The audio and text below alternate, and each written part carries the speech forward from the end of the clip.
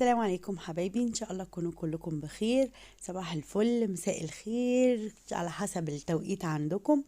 احلى مسا عليكم حبايبي ومشتركيني ومتابعيني من كل حتة. ربنا يخليكم ليا، ربنا ما يحرمني منكم ولا يحرمكم مني. النهارده هنعمل مع بعض أكلة لذيذة وسهلة، وكل ما طبعا ما أقول لكم هنعمل أكلة لازم أقول لكم لذيذة وسهلة. بجد لأنها فعلا سهلة. وحاولي ما تصعبيش على نفسك أي حاجة، وخدي كده قواعد في الأكل بتاعك. لما بنيجي نعمل أكلة فيها لحمة مفرومة بنعمل لها بصلة. في ناس بتحط البصلة بعد، وفي ناس بتحط البصلة قبل. دلوقتي انا بقى كان الميكرويف بتاعي باظ ومحتاسه، وطلعت الاكل على اخر وقت خالص ومش عارفه اعمل ايه. بحاول افكك في اللحمه بتاعتي علشان طبعا ما تبقاش من جوه متجمده او كده. والحمد لله ان هي كانت لحمه مفرومه. هنشوف مع بعض هنعمل ايه. فانا ما استنيتش لما البصله كده تاخد لون ولا حاجه، وحطيت حته اللحمه على جنب في الطاسه بحيث ان هي تاخد من السخونيه وتبدا تفكك لي. هنا طبعا كنت جبت سمنه وحبه زيت، وبدات احط عليهم. اول ما سيحهم كده بدات احط عليهم الرز. طبعا الرز دوت مغسول كويس، وهبدا بقى اقلبه بالشكل ده كده، بس هديله تغليفه يعني. هو الرز الغامق على فكرة ما بيكونش محتاج التغليفة دي، بس التغليفة دي بتديله طعم. يعني هتتزود لي بس وتعزز لي الطعم بتاعه. مش عشان تحافظ بس على الرزاية ان هي يعني ما تتهريش او كده هوت، او ما تبقاش مفلفلة، او ما تعجنش يعني بمعنى اصح. طبعا زي ما احنا كلنا عارفين بنحط مقدار الرز قد مقدار المية. هنا كنت حطيت بقى في المية بتاعتي ديت حاجة، والحاجة ديت عبارة مش سر يعني. بس هقول لكم، لو حطيتي فص مستكة او فصين مستكة وعليهم حبة لبن، هيطلع معاكي الرز فاتح وجميل جميل جدا. ودي تكاية كده حلوة. في ناس بتحط ساعات مرقة دجاج. في ناس بتحط ورقة لوري كده. بس انا بصراحة لما جربت حكاية المستكة ومعاها بسم الله ومعاها اللبن، بصراحة عجبتني قوي النتيجة، والطعم كان حلو قوي. هنا بوريكم ازاي هختار البطاطس بتاعتي من كيس البطاطس. مش هنقي البطاطس الكبيرة قوي ديت، لان الكبيرة قوي دي مش هتكون معايا حلوة ولا لذيذة ولا شكلها حلو حتى لما اعملها صينية. الصينية بتاعتنا النهاردة زي ما انتم شفتوا في صورة الفيديو ان هي صينية بطاطس محشية.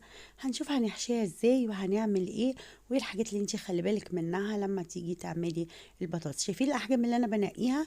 هي دي الاحجام بصراحة اللي انا بحس ان هي مناسبة ان هي يتعمل بيها صينية البطاطس او صينية البطاطس المحشية. هنا الاول طبعا كنت بحاول اعمل لكم اقشر لكم بس طبعا كان بايد واحده فما عرفتش.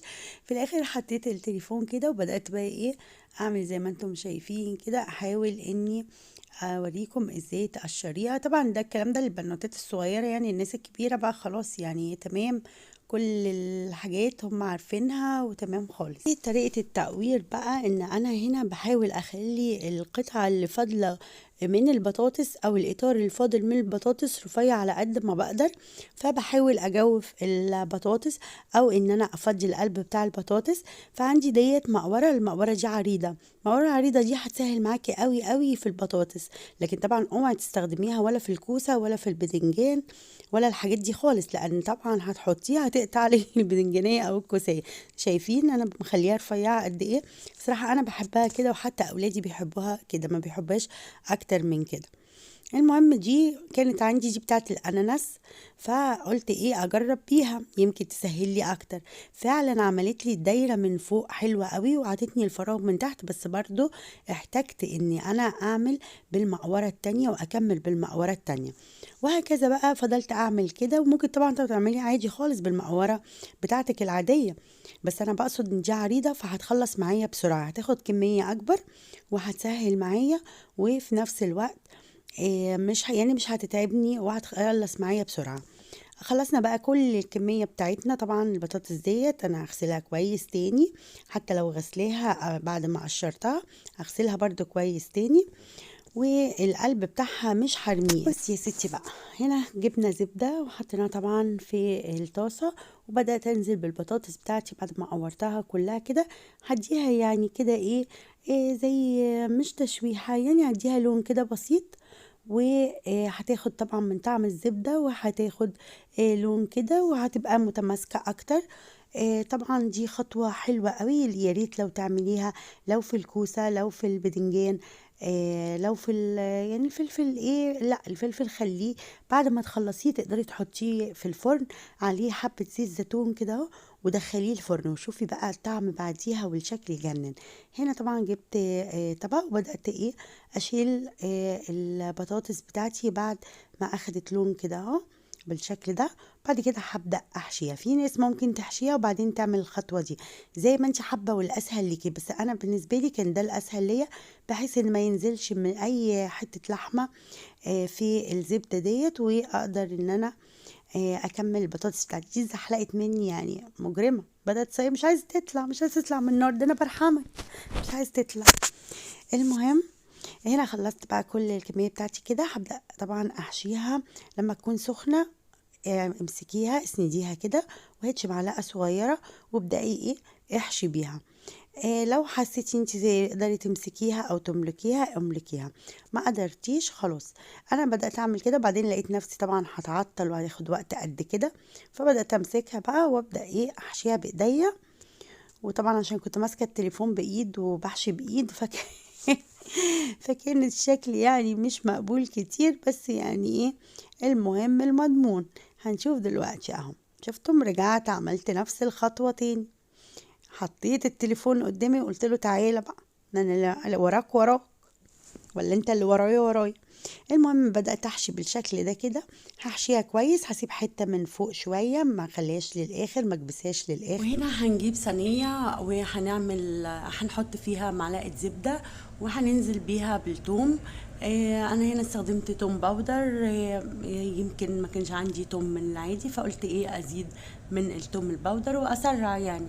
المهم عملتها يعني اللي غيرت بس اللون كده، وبعد كده بدأت انزل طبعا بالصلصة بتاعتي او الطماطم بتاعتي زي ما تحبي، يعني تقدري تعمليها بالطماطم كعصير، تقدري تعمليها بالصلصة. انا هنا عملتها بالصلصة بتاعتي. بعد كده طبعا هتبلها بملح وفلفل اسمر.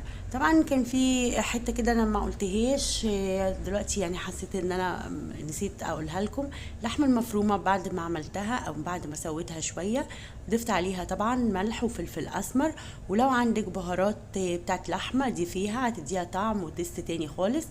هنا حطيت طبعا دي مرقه دجاج، بس مرقه دجاج عباره عن خضار بس. فحطيتها ديت برضو هتديني طعم حلو قوي للصلصه بتاعتي. وهنا كان عندي بهارات بتاعت بطاطس.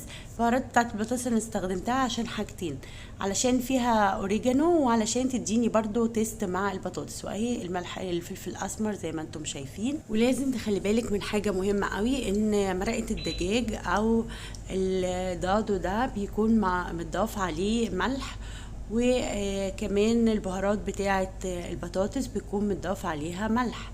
فلما تيجي تحطي الملح بتاعك تكوني الاول ظبطي الملح بتاعك، ما تحطيش ملح بالكميه العاديه لان هيطلع معاكي حادق. المهم سبتها هنا بقى كده بالشكل ده لغايه لما اتسبكت. حاجة دلوقتي اضيف عليها حبة من البطاطس اللي انا قورتها او اللي هي قلب البطاطس، هنحطها بقى تحت. هتكون دي الأرضية بتاعتي، وبرضو هناكل منها. يبقى أنا كده ما هدرتش من البطاطس اللي أنا عملتها ورميت القلب. ممكن أعمل بيها أكلة تانية، ممكن أسلقها وأعملها صينية بطاطس برضو باللحمة المفرومة، أو ممكن أسلقها وأكورها وأقليها بالبيض والبقسماط وتبقى كفتة بطاطس. ممكن أعمل بيها حاجات ياما قوي، يعني ممكن اعملها سلطة، ممكن اعملها كفتة، ممكن اعمل بيها حاجات ياما ياما. برضو ان انا ما اهدرهاش. هنا بقى هبدأ ارص البطاطس بتاعتي او احطها، وهاخد طبعا من الصلصة دي واحطها لفوق. هنا كانت الصلصة بعد ما اتسبكت انا ضفت عليها مية، يمكن الحتة دي انا ما جبتهاش. وهبدأ ارص بقى البطاطس بتاعتي كويس واغطيها يعني، او احاول اني اغطيها شوية بالصلصة.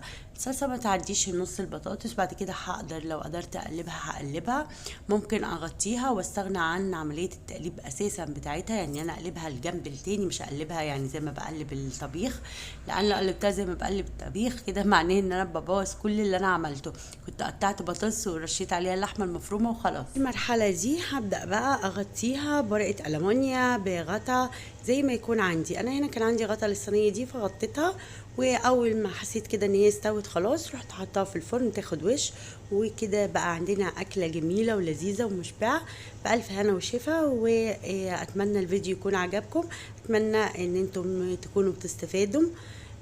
وما تنسوش الاشتراك يا حلوين، وتنوروني في قناتي الصغنطوطة خليها تكبر بيكم. نوروني وشرفوني. وما تنسوش اللايك لايك لايك لايك لو فينا احلى اخوات واحلى صحاب واحلى عيلة، وربنا ما يحرمني منكم ويخليكم ليا احلى متابعين. بشكر جدا كل متابعيني وحبايبي اللي بيتابعوني وبيدوني طاقة ايجابية وبيكتبوا لي كومنتات جميلة قوي زيهم. حبيت افتح معاكم واحدة كده واوريكم قد ايه هي من جوه مش تخينة زي ما انتم شايفين كده، والشكل بتاعها ازاي اهي. والف هنا وشفا للي اكل منها، واتمنى تجربوها ان شاء الله وتعجبكم. باي باي.